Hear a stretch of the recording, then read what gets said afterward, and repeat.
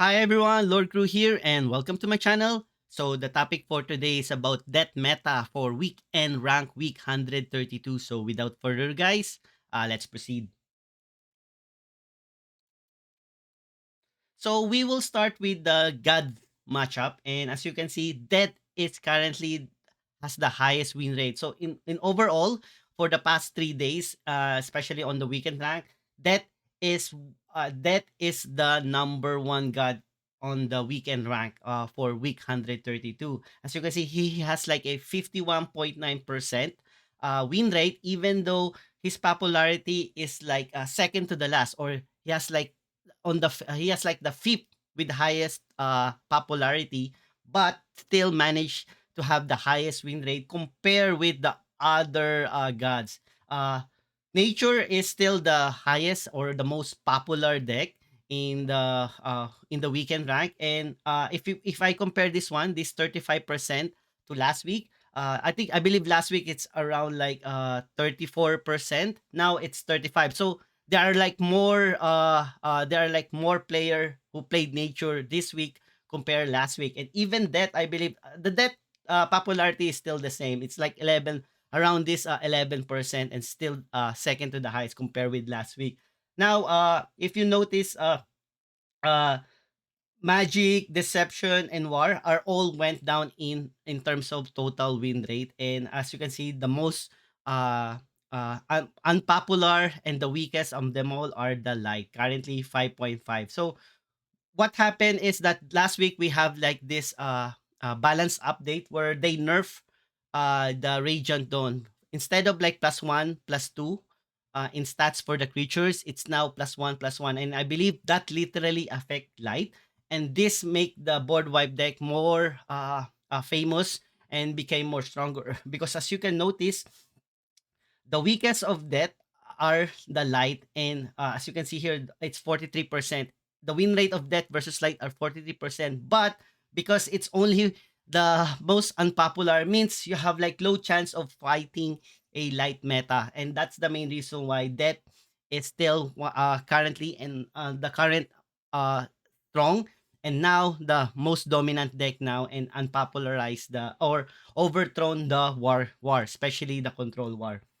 So if we look further now, this is the archetype. As you can see, board wipe is 67% win rate, still the highest win rate to all of the deck archetype, and he has only 3%, 3.1. So I believe this 3.1, if you compare last week, I think last week's around 3.4 or 3.5, but now it's like lesser people play board wipe deck this week. uh, this week. And if we compare down there are lots of archetype here. Like if we focus down on the death itself, like total of like there are like uh 7% who played zombie, and 3% who play board wipe. And as you can notice, because of the highest win rate of the board wipe, it pushed the overall calculation that zombie became now 5.1 in terms of total win rate here, because there only has two archetype here. Okay, so the next will be like uh the top 20. We're gonna go for a net deck. So this is the top 20 weekend result, and believe or not, that is the dominant in the top 20, because there are like seven players who managed to enter the top 20, and majority of them are in top 10. So currently the number one player, the who managed to get 25-25, are Control War, but still uh in the top 20, especially in top 10, there are like more board wipe deck players here. And so we're gonna check what will be the difference on their in their deck. So first thing first, we're gonna go for rank 3, Sifu, who managed to get 24 out of 25.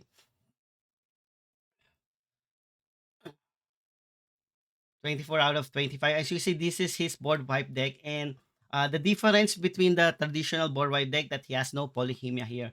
And he has like the two trial begins. And if you notice, there's no Eva and there's no Neferu on the match on the cards here. So that's like the only changes on this same play style. He has no Jason. He's just relying on Hypacreas for the end game for this one. The next one will be by Jcan, and I believe Jcan managed to get 24 wins. This one is like with Portable Fortress. We all know last week there are lots of players who added Portable Fortress for additional for the aggro. But in this place, he still has the Polyhemia and Hypacreas endgame with the Ferroscope for the endgame. He still has Eva and Ferroscopesh, and I think the only tech up here is like compared with the traditional board wipe deck is that the Portable Fortress and no Blight Bomb here. Okay, uh so that's it. And then the next one is by Clementi.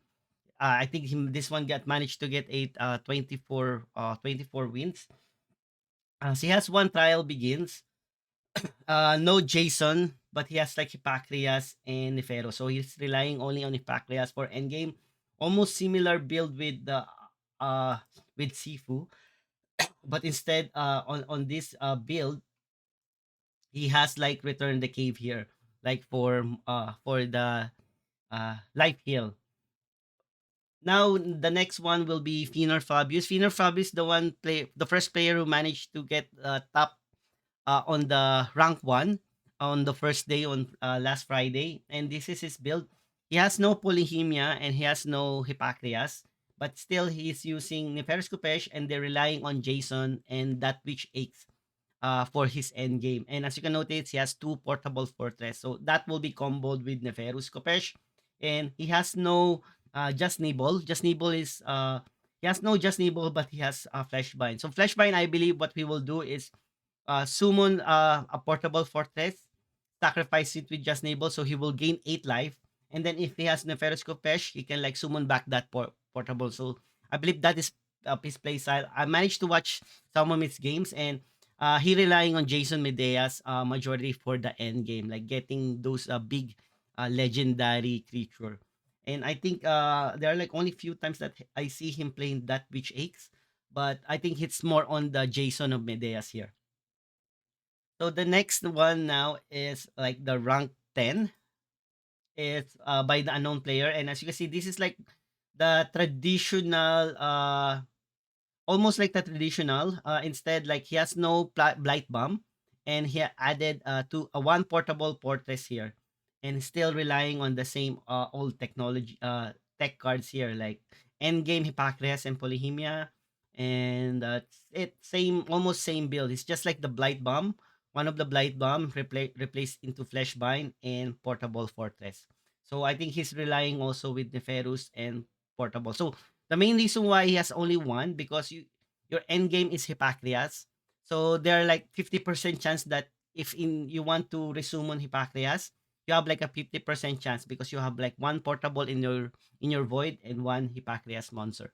Unless he tried to use the half-life to obliterate the portable fortress for him on the end game, he can like do a unlimited Hippocrates combo here. Okay, so this is like the other one. So as you can notice, there are lots of board wipe deck in the top 10. One, two, three, four, five. There are like five of them in top 10. So the other two are now in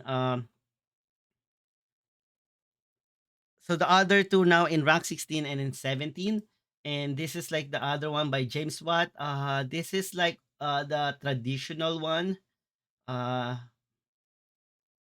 no, he has no Neferus Kopesh and Hippocrates. He replaced it with Necrosceptor, the Neferus Kopesh by Necrosceptor and one Curse Obelisk. So it's like something like a little bit zombie and then a board wipe deck here. So I think the good thing about the Necrosceptor, it's unlimited 1/1 creature. Okay, unlimited 1/1 creature, and it has leech, so it will contribute every time that's been attacked or he attacked. It contributes for a life heal. So this is like a nice one also in for the board wipe deck. And then the last one is by Empathy for insect, and this is like almost similar with Flavius one. He's using Jason and that which aches as a as his end game. He has Blight Bomb here, and he's just relying on like more on controls at the early round, and Jason is his end game. So this is good news for those who have, like, we all know that Jason went up in prices. Now it went down. So who knows? This make the comeback of Jason's in the majority of the control meta deck. So that's it, guys. So technically, the board wipe deck is still one of the most popular deck, and the main reason why it was a big comeback this week because of the nerf of the Radiant Dawn. And if you know, if there are less people or playing the light aggro, it means like the win condition or the win opportunity of Board Tech will big increase. But if you guys notice, if we're gonna go back to the matchup, his number one weakness currently now are the aggro light because of the Radiant Dawn. And then second, I believe it's because of the aggressiveness of the card draw magic. The card draw magic, especially the tempo aggro one, the one with flying carpet and only spell sword, that literally devastate board wipe deck. Even me, I played board wipe deck.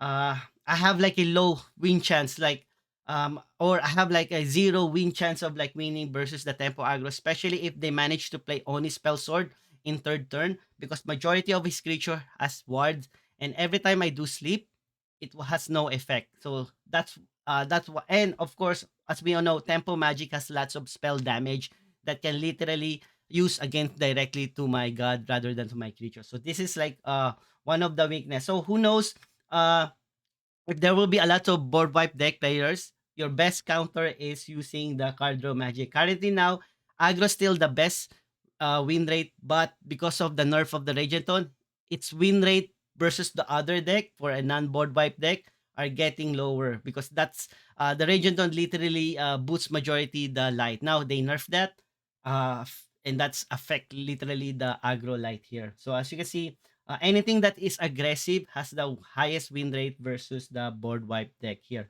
And that now the additional bonus, like the zombie meta, they're like 7.7% of playing them, but they have like a below 50% win rate. And as you can see, everything is red. But if we're gonna do a net deck about that one, and this is like for the last 3 days mythic rank, there are like one zombie death who managed to get 76 win rate, and that will be by Skywalker, and this is his death, zombie death. As you can notice, guys, he used Necroscepter and Course Obelisk, and he's using the traditional uh ramping up like to a big creature like Decaying Rhino, Nether Swamp to Bloodford, and as you've noticed, on his one casting cost, he's using Undead Roach, Vanguard Axewoman for early rounds, and for board control. So this is like hits. The only, I think, the expensive on this deck is the Demonic Offering. Yeah, the Demonic Offering is the expensive card here on this one. But the good thing is, if you sacrifice one of your zombies, like the one that you get from the Necrosceptor or from Course Obelisk, you manage to get a two random anim. Those anims are either like a 2/3, 2/2 hidden, or 2/2 with protect, 2/3, or 3/2. So there are like various of anims creatures there. Okay. So guys, if you have like question or suggestion, kindly please leave me a comment. And if you like the video, kindly please subscribe, like, and see you next time. And thank you for watching.